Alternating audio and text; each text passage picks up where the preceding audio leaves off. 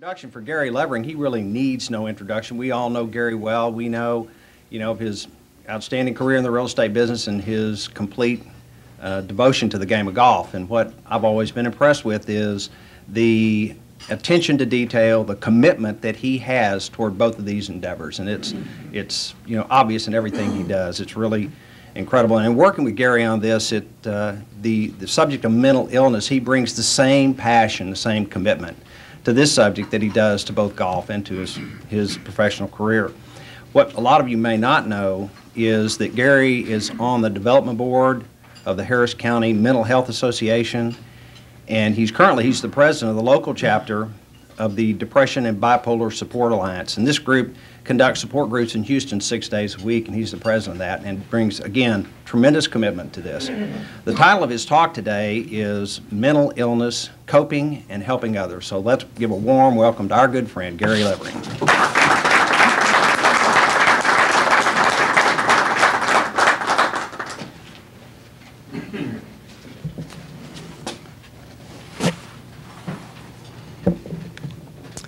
Well, thank you, John, for that kind introduction, and thank you, John and Don, for inviting me to come speak today.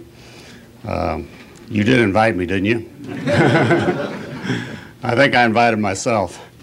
Well, it's appropriate and comforting that Frank Smith would deliver the invocation this morning, because Frank was not only my longtime legal counselor and perhaps my best friend in the group, but he's the first person to whom I revealed my mental illness. So, Frank, thank you so much for everything through the years. And I think it's also appropriate, although not necessarily comforting, that Dr. Quayle was kind enough to deliver one of his invocations this morning. Dr. Quayle, you add a lot to this group, and we really do appreciate you too. Well, my topic is mental illness. It's something I've been personally affected by, and my inspiration for this talk is Philip Bergere. Many of you know Philip. He's currently the vice chairman of the Houston Texans and one of the co-owners with Bob McNair. In his former life, many of you know that for a long time he was the CEO of Cameron Industries. And after that, he was the CEO of Weatherford. And in both cases, he had to resign because of serious bouts with mental illness. In his case, it was clinical depression. Now, Philip is one of my lifetime heroes, because several years ago, as a prominent person in our business community, he came out and spoke about his mental illness. And that was a very difficult thing to do at that time. And since then, he's been an inspiration and done so much for the cause of mental illness in this community. Now, Philip is a wonderful public speaker. I know several of you have heard his talk. He's very sophisticated in his speaking ability, about a 2 handicapper. Unfortunately, you're stuck with me this morning. I don't have much experience with this. I'll probably shank a few, like Bill occasionally does. So please bear with me. This won't be easy, but as Philip says, it's important for those of us who might make a difference in this area to try. So what I'm going to do this morning is, first, I'm going to tell you about the magnitude of the mental health problem. And then I'm going to tell you about my mental illness. Hopefully, not more than you want to hear. Then I'm going to tell you about how mental illness is categorized, basically how it's defined. And then we'll talk about the treatments for mental illness today. And finally, I'd like to make some suggestions about what you might do if you think you might have or suspect that you might have a mental illness going, or someone in your family or a loved one that might have some kind of a mental health problem. Okay, first, let's talk about the magnitude of the mental health problem. Well, the World Health Organization in the year 2000 said that mental health was the #1 problem in the world. Now think about that. They say it's greater than heart disease and cancer combined. In the U.S. alone, we have more than 2 million schizophrenics. We have more than 3 million with manic depression. We have more than 20 million with some form of anxiety disorder, and another 20 million with some form of clinical depression. And I'm not talking about just the blues caused by some temporary life-changing event. We'll have 40,000 people commit suicide in the United States this year. It's the second largest killer of our youth under the age of 25. And we'll have 500,000 people admitted to hospitals this year for attempted suicide. And the estimates are that there are 3 times that many who are never admitted to hospitals. So I'm confident in saying that everyone in this room, unless you're living in a tree or you're in a serious state of denial, has some way been affected by mental illness, yourself, your family, a loved one, some good friend. The cost to our economy is clearly in the billions, and it's largely untreated for reasons that I'll talk about later. But the cost, as you can see, is clearly enough to send this Breakfast Club on many trips to Scotland every year. Okay, now the best way for me to describe mental illness is really to talk about my own. So you might want to fasten your seatbelts, because this is kind of a rough ride. On July the 4th of 1996, I went to our church picnic. Now, I'd never gone to it before. I don't know why I went. Joanne was in Washington, D.C., visiting our #2 daughter. For some reason, I went up and talked with our new pastor, Jim Jackson. I barely knew him at the time. He was, as I say, new at the church. But for some reason, he picked up on something in me that I was unaware of, that I had telegraphed to him, and he asked if we could get together that very afternoon.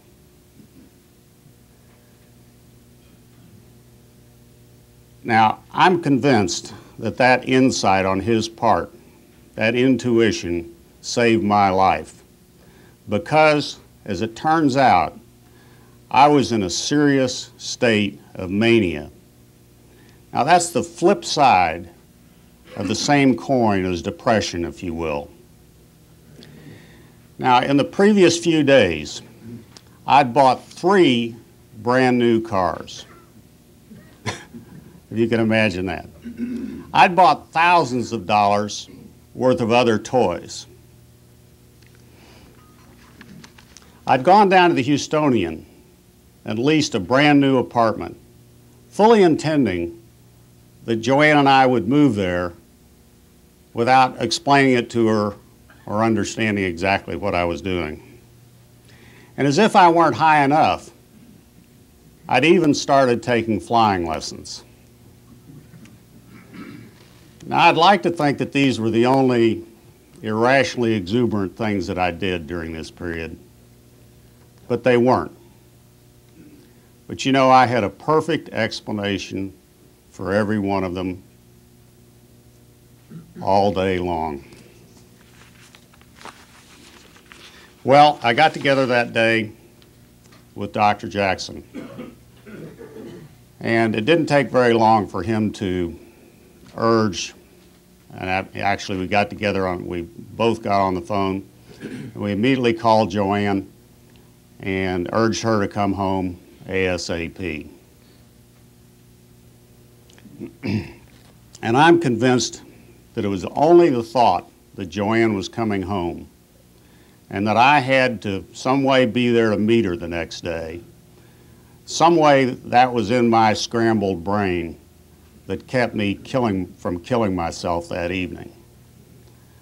Because the next 12 hours were the most terrifying of my life. I don't remember everything about it, but one thing I for sure remember is that I was driving over and over at a very high speed on the West Loop, at that point where it crosses over the Katy Freeway. You all know where I mean. And my car was surrounded by a great green oozing monster. And it was around my neck and down my arms. And it was pulling on me to make me drive that car off of the loop down to the Katy Freeway below. Now somehow I resisted. Somehow I escaped alive. Now I know this sounds preposterous, and it was, but at the time it was very real to me. I assure you I felt it and I saw it. Now, of course, I was just having a hallucination, a clear sign of the advanced stage of my mental illness. Now, that's what mental illness is. It can transform an ordinary Midwestern guy like me from a large, stable family into someone who is wrestling with green monsters. Well, Joanne got home. I don't really remember how, but she and Dr. Jackson got me to go to a psychiatrist. And my story gradually emerged. And the first problems that I had that we could remember were with sleeplessness, and they were in my early 30s. And I can remember going on what we called the Trammell Crow ski trips, and several of you in this room were there, Tom Simmons, Andy Billop, Jim Easterling, our president, Don Haley. And I would go on those trips, and perhaps it was excitement, perhaps it was altitude, but I would get very little or no sleep for 2 or 3 days. Basically, I'd lose the ability to control my sleeping mechanism.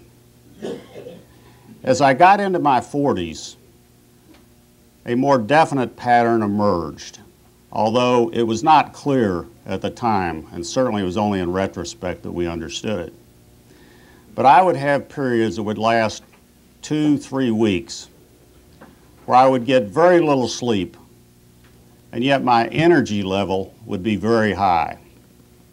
My creativity would be tremendous. My productivity would be wonderful. My golf game, my coordination was superb. My sex life was beautiful. I thought these periods were terrific. Then I would fall into these periods of extreme lethargy. I'd need a lot of sleep. Business meetings were painful. I would basically not want to do anything. My golf coordination would go awry. My sex life would stink. These periods were a real bummer. And of course, the worst thing of all was that competitive golf became just a nightmare of emotions for me.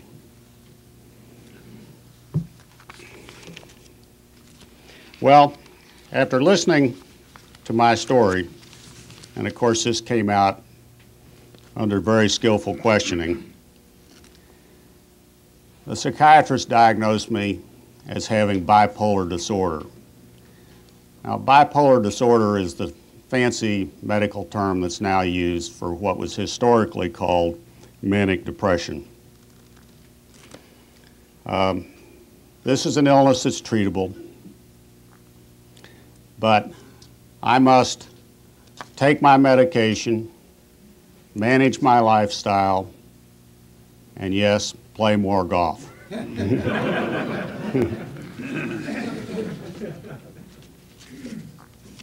Well, actually, the doctor may not have prescribed playing more golf, but why take a chance?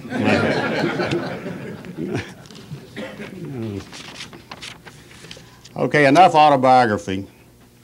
Let me tell you about how mental illness is defined and categorized.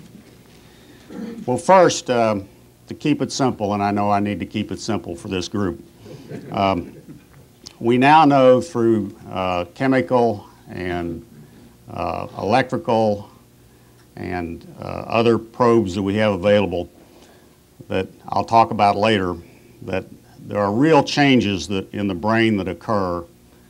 And basically, when you're categorizing mental illness, you talk about a loss of control in one of three areas. And the first area is the mood area, and those are the mood disorders, one of which I obviously have. The other area is people can have just depression, like Philip, where you're just in the toilet.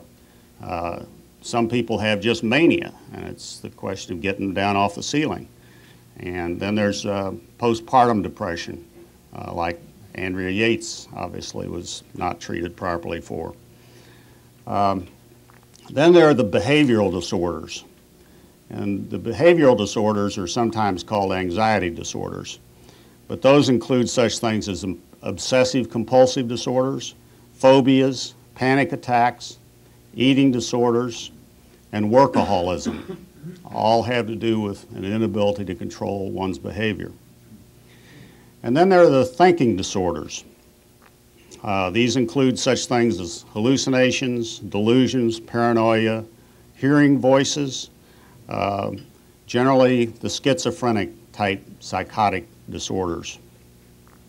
Now, frequently these occur in some kind of combination, and that's why treatment can be so difficult.